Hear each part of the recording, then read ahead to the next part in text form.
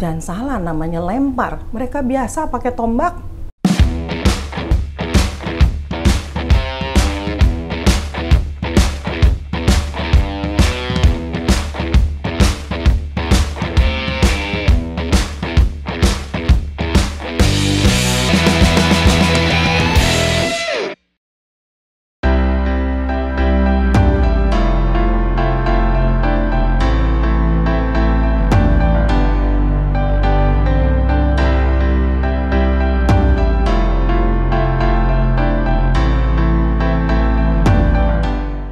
Hai guys, kita masih ingat ya, dalam beberapa minggu ini, mungkin sampai minggu kemarin, kita masih euforia mengenai Olimpiade Tokyo 2020 yang sebenarnya dilakukan di 2021. Lihat nih, masih ingat dong? Ini siapa aja? Ini tim Indonesia yang memperoleh medali. Ada Greysia Poli dan Apriani yang memperoleh medali emas, dan juga yang lainnya ada perak dari Eko Yuli, kemudian juga perunggu dari Widya Cantika dan juga Rahmat Irawan. Jadi itu udah ya, kita tutup dulu mengenai Olimpiade ini, karena memang mulai minggu ini juga sudah ada Paralimpik dan itu juga dilakukan di Tokyo. Tapi kita punya apa ya? Kita cuma punya 1 medali emas, tapi hebohnya sedunia. Nggak usah takut. Sebentar lagi kita juga punya pesta olahraga yang besar. Memang cuma sebatas nasional. Apa itu? PON, Pekan Olahraga Nasional ke-20 di Papua. Papua, jauh ya? Bener loh, jauhnya sama kita dari Jakarta ke Tokyo. Dan kalau naik pesawat pun sama jauhnya, hampir 7 jam perjalanan. Jadi bisa bayangkan, namanya Papua itu masih di Republik Indonesia tercinta ini. Oleh karena itu, jangan lupa, kita harus saksikan bagaimana kompetisi semua anak-anak daerah, atlet-atlet kita dari 34 provinsi akan bertarung di Papua, di 4 klaster. Jayapura, kabupaten dan kota, kemudian ada juga di mana jauh di Mimika, ada lagi yang lebih jauh di Merauke.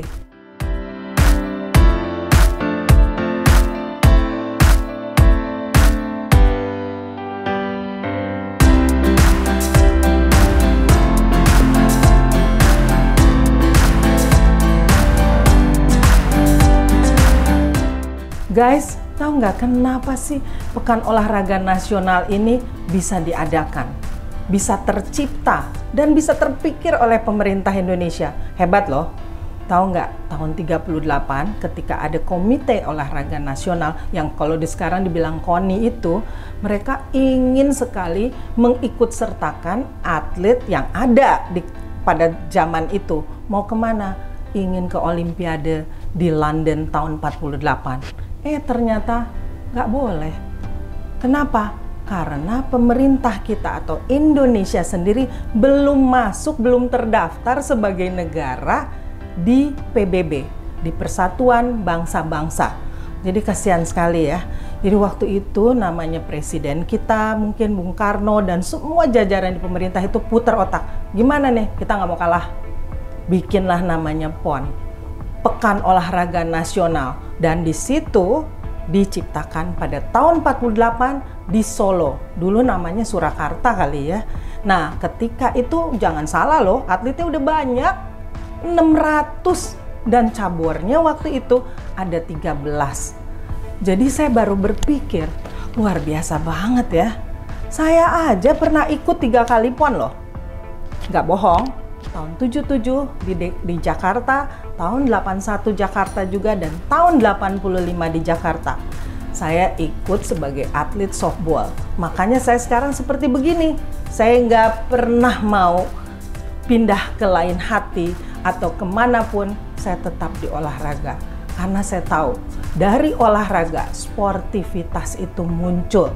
Nah sekarang kenapa PON itu banyak sekali? Kalau kita lihat dari tahun 48, kita nggak kalah loh namanya sama Olimpiade sama Asian Games.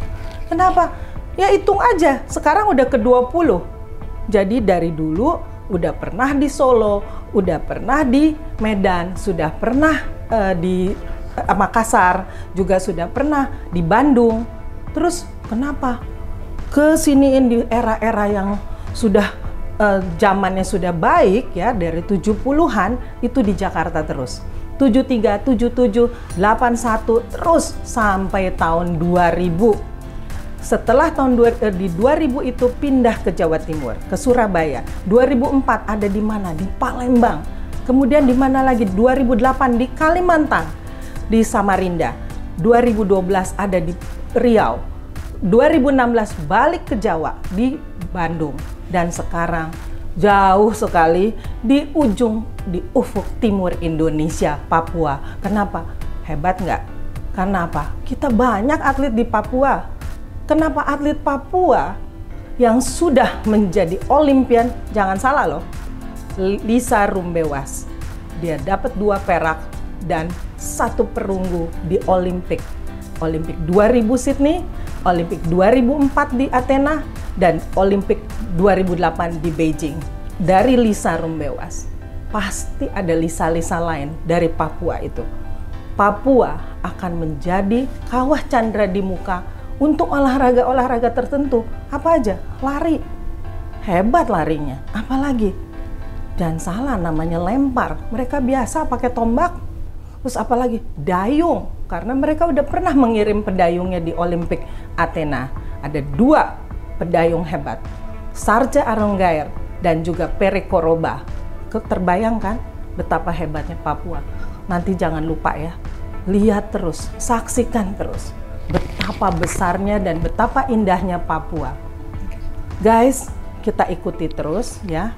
Kalau ditanya PON apa yang paling berkesan dan paling heboh, dulu yang paling heboh itu tahun 69 di Surabaya. Banyak sekali legend-legend yang sampai saat ini tidak pernah bisa melupakan PON di Surabaya tahun 69. Karena apa? Karena di situ cikal bakalnya coach atau pelatih-pelatih hebat yang tampil. Dulu kalau kita ingat di bulu tangkis ada Tahir Jide, pelatih fisik. Ada Paulus Pasurne dari atletik. Itu semua orang hebat. Jadi ke sini kita akan cari lagi bibit-bibit baru yang luar biasa dari PON yang akan diadakan nanti mulai 2 Oktober sampai 15 Oktober di Papua. Ada 4 klaster dan itu semuanya akan heboh. Ya, apalagi ya, semangat di dalam pandemi ini. Dan kita akan mulai mencoba, bisakah kita sebagai orang Indonesia melakukan prokes di tengah pandemi ini, terutama di pesta olahraga nasional. Kita nggak akan kalah sama Olimpiade Tokyo. Memang luar biasa, sekalipun tidak ada penonton, kita akan buktikan lagi di Papua ini. Pekan Olahraga Nasional ke-20 di Papua ini akan diselenggarakan dari tanggal 2 sampai 15 Oktober. Jangan lupa intip-intip Instagram dan YouTube kita imsport.tv. Jangan lupa ya, banyak infonya, pasti seru. Dan juga bisa tahu mengenai Papua dan juga sepak terbang semua daerah yang ikut berlaga di Papua.